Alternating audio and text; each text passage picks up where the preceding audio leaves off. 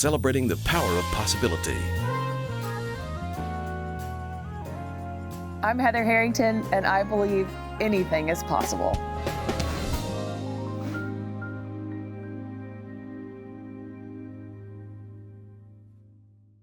This is Anything is Possible. I'm Halloran Hilton Hill, part 2 of my interview with Heather Cunningham. You know her on air as Heather Harrington. Thank you for joining us. Yeah, thanks, Hal. I always say this, pain creates pivots and pivots create possibility, right? So the pivot is you end up interning with the sports animal, and you were there with Jimmy Himes and Mickey Dearstone, and you start your journey there. You go on air. But I was going to tell you something. When you were there, and you being, if you think about it, Colleen was a rock star, but I'm trying to think of, and we had wonderful people in our news department, females in our news department, but in terms of a prominent franchise position within our brands, there were almost no women. Yeah. If you ever stop and look at it, right? And so I remember the conversations that were going on in the building amongst management and ownership, and they were really taken by you. And there was one thing above all that I did not want them to do, and that was to objectify you. Mm-hmm. I wanted them to see you as a professional, not as a woman, not as listen to her, take her seriously. She's a player. She's supposed to be where she is, as opposed to, oh, let's add a woman, that'll be whatever. No. And I was adamant about that. I don't think you knew that. No. I was adamant about that. I was like, nah. And I didn't like anybody that tried to just, oh, we've got an attractive female to kind of market. I didn't like any of that because I had been through a whole lot of stuff myself, and I was so and am really proud of you, right? Because you earned it. I watched you from the very beginning, and throughout the years that I've known you, every so often you'll call me and say, hey, Hal, let me pick your brain. What do you think I should do? And we would have these conversations, and then by golly, you would go do it. You would, and I'm really proud of you, Heather. Well, thank you. I'm really proud of you. Words of affirmation are my love language, so I appreciate that. So you get the morning show, and you're blowing and going. What happens next?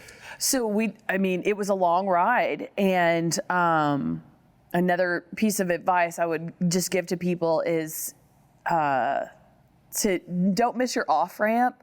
And I think I might have missed mine in regards to, I had dreams of transitioning to TV, of, trying to make it to sports. ESPN, was the pinnacle and this and that. So just don't limit yourself. Don't put yourself in a box. I might have done that. I have a fear of rejection, so that's something I have to be aware of and work through. But we did our show, Doc, Jeff, and Heather, for 10 years. During that process, towards the end, our coworker, Jeff Jacoby, had been diagnosed with terminal cancer, and we saw his life come to an end, and that was very emotional. It was very taxing. And then we just had a little bit of upheaval at the radio station. We went through, we underwent new management, and those guys come in, and this is corporate America, and they've got their ideas of what they want to do to make things successful, and you've got your ideas, and sometimes those don't line up or align. And so changes were made, new people were brought in. I think me and the other person I was working with at the time, we tried our best to make it work, but I had probably some unresolved anger issues with how our previous show had come to an end, and so I was not very adaptable because my feelings were hurt. But after that, you just kind of get in a groove. I I had had my first child at that point. He was born at basically the end of our 10-year run. When I came back from maternity leave is when everything sort of changed. And I did that for a while, for 22 months, until my second son was born. And I was like, I don't know if I want to do this particular thing anymore. And there were some opportunities. Another person was kind of feeling like they wanted to change too. So we were able to kind of swap places. And I got to work, I think, some of the best 3 years were working with Josh Ward, who you know. He's a prince. He is incredible. Yeah. And what did you like about that? Well, we had worked together on Friday night high school football for years, making our $50, eating our free pizza, and you're hanging out with somebody for 5 hours, huge blocks of time.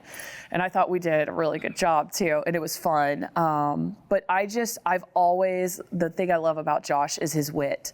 That is a God-given. He is so witty and snarky, and it's so great. Like, I just was very attracted to his personality, and I thought our personalities went well together. That, and he's a savant, he's like a little mini Jimmy Himes. There's an encyclopedia of sports knowledge in his brain, and so that is inspiring. So anybody that's gonna work hard and is a fun person to be around, that's like the area I wanna live in. But you were about to say, little known, you were about to mention something about him or that situation. Oh yeah, it was just little known fact that we had both kind of come up together. Josh started at the radio station still in high school, and I got there a couple of years later, and so we got sort of our same opportunities. We're running Smokies baseball and Tennessee baseball, where you're just kind of producing the live broadcast, and then he was doing afternoon show, and I started doing morning show, and we're doing high school football on Friday nights together. We're doing Saturday sports talk together. So we had really, even though like our careers sort of paralleled, and then he got an opportunity to host, a midday show, which he's still there. But yeah, it was like not a lot of people remember that we had kind of like started together, and then is kind of I think symbolic too that I ended my sports career with him. So that was the last show I did on the Sports Animal, was Middays with Josh. Possibility powered by Covenant Health, Home Federal, and the Knoxville News Sentinel. Now you can listen while you're on the go with Anything is Possible, the podcast.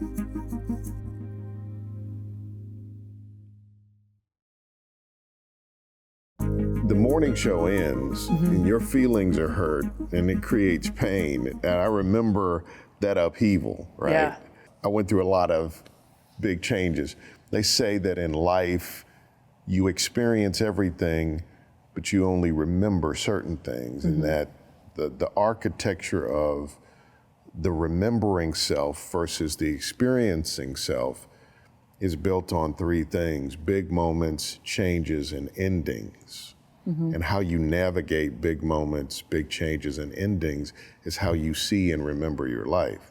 So when you go through a difficult change, that stuff sticks. Yeah. Sometimes it will define you. Properly processed, it can refine you, right? Yeah. So going through that transition, which I know was difficult for you, how did it refine you or redefine you? What did you learn? Well, I think the biggest thing is I kind of, during all of that process, especially getting pregnant with my first child, I rededicated my life to Christ. So I was like, you got me here, I'm riding with you. That was kind of a big thing, because like, we don't deserve any of this, right? And so it's all, he gets all the glory. So that was definitely helpful, because a lot of prayer went into like just me trying to process my emotions, trying to be positive. Like, I think, especially for my personality, I want people to like me. I don't want to walk into a room and be like, oh God, there she is. What kind of negative stuff is she going to say today? Right. I will voice my opinion. I am also sort of someone that naturally goes against the grain. Like, I've just always kind of swam uphill for whatever reason, or upstream. It's sort of in my personality. I call it an alternate point of view, but people can call it whatever they want. But so just trying to manage, like, just wanting to be liked and not wanting to be that Debbie Downer and not wanting to be the person that is bitter. I think I have just a very averse reaction to people that are like that. And so I don't want to be like that. Right. And I think that was the process of kind of that happening, but it was long. I mean, we're talking years long. And I don't know. I think he also gave me these avenues to explore other things. So it kind of took me out of certain situations that were, for lack of a better term, toxic for myself. Right. Not because of anybody else, but because of how I was feeling in those situations. I was like, I've got to remove myself. And then, just this opportunity to be now at WIVK and the camaraderie, it feels like it did when I first started, where people are rooting for you. They want you to be successful. They want to have fun. They're going to work hard. You're going to work hard. It's like, it's kind of come full circle now. And you couldn't have it without that pivot, right? You wouldn't be here without that pain. You also had a couple of kids and you got married. So that's a big part of your story. We might want to mention that. Yeah, a huge part. Having kids, it's so cliche, but it changes you in the best ways. It realigns your priorities. It definitely reasserts what's important in life. Just like all those little things they tell you, you're like, yeah, whatever. It is. Those are the two biggest blessings of my life. My husband, he knows, he's like fourth on the list. So it's like Jesus, my kids, husband, which I love him very much. But inherently, I wanted to be better. I am driven for them. Because I want to give them the best life I can. I want to love them as much as I can, and I don't want anything to derail that. So that was just kind of the next chapter. Had you imagined yourself being a mom, and did you realize how that would impact and shape you? Because I watched what happened when you started having your children.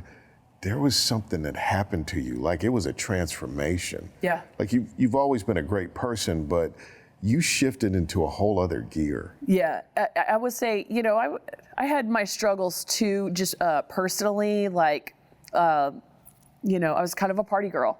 For lack of a better term, wasn't super serious about anything, kind of flying by the seat of my pants. It motivated me, like my best friend and my little sister got married in the same year. And you're like, oh, well, I kind of want to do that, at some point. And I ended up meeting just an awesome man through random circumstances. How'd you meet your husband? We met at a Florida tailgate through a mutual friend, and it was kind of weird because we started exploring, like, who do you know, and we always kind of ran in circles that were circulating around each other but had never overlapped, and then finally at that time they overlapped, and it was the right time for him and it was the right time for me, because I 5 years before, he would have been like, no way, you're wild, like, we can't do this. And he also, he had spent a multitude of his life like building his business, and he was very focused on just kind of the entrepreneurship of that early 20s, into your 30s of life. And then you look around, you're like, okay, I'm feeling good. Now I'm ready. So we just kind of clicked at the right time. Talk about your journey with God. Wow. That's a fun one, because it's so much further than it used to be. Luckily, I was raised in church, which was a great foundation for me. But there was also some things in my home that were not like ideal for children to be, I guess, influenced by, or just to be around, impacted by. So I was one of those that very much strayed and sort of believed the lies of the world. Like, you can do all of this and there's no ramifications. And a lot of self-inflicted heartache on my part. And again, I had just been through a couple of very, bad relationships and bad things that I was like, just, what do you want me to do? You kind of have that reckoning. And I just remember when I met Glenn, I was like, this is it. And I told him that. I was like, I really believe like this is how you have been put in my life. One of our first dates was to church over at Sevier Heights North Campus when Tim Miller was, across the street.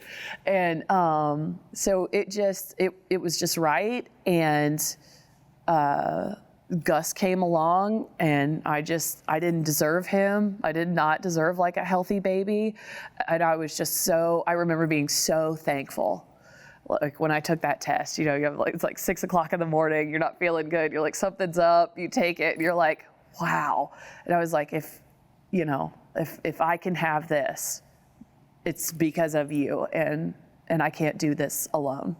So that was just a big moment for me. So I feel like I did rededicate my life in that moment, and it's been a constant ever since. Like we put a lot of effort into making sure our kids have a foundation and those seeds are planted, and we're just trying to do the best we can, What's the toughest thing you've had to overcome? That's a great question. A couple things. There was alcoholism in my family. That was really hard.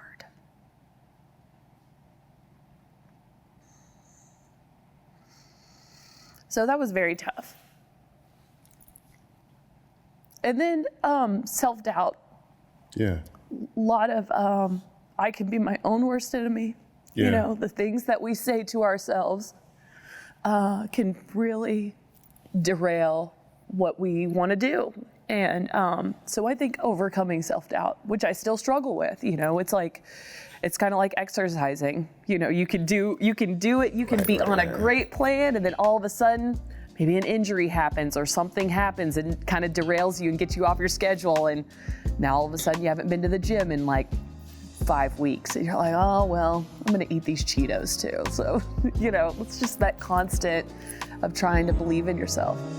Now, take us with you with Anything is Possible, the podcast. Stream new episodes weekly wherever you get your podcasts.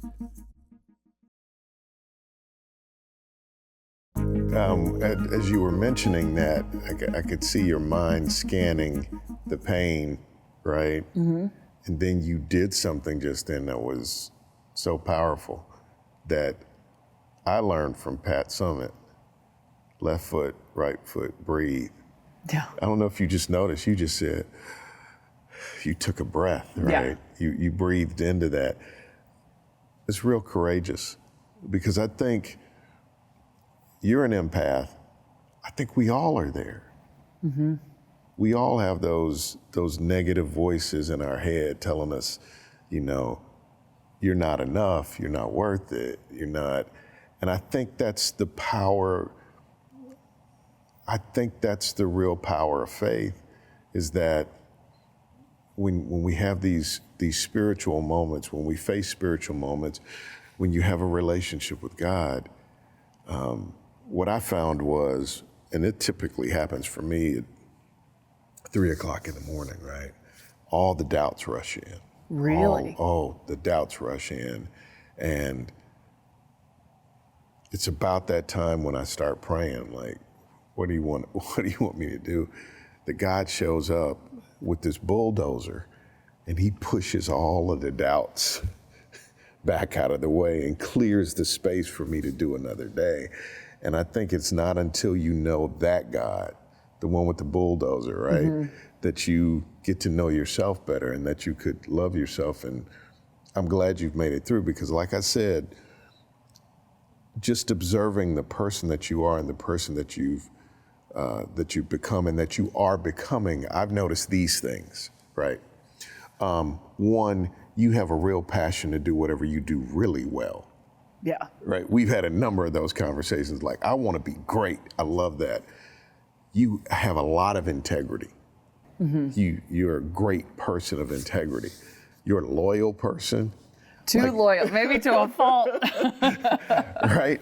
And you're a good person. If you were giving me, though, the prescription for success as you know it at this point, if there's someone that is at the beginning of their journey and you're like, this is how you make anything possible in your life, what's your prescription? Okay, it's multifaceted, but again, going back to the best ability, I think, is availability, being available. Like, what do you want to do?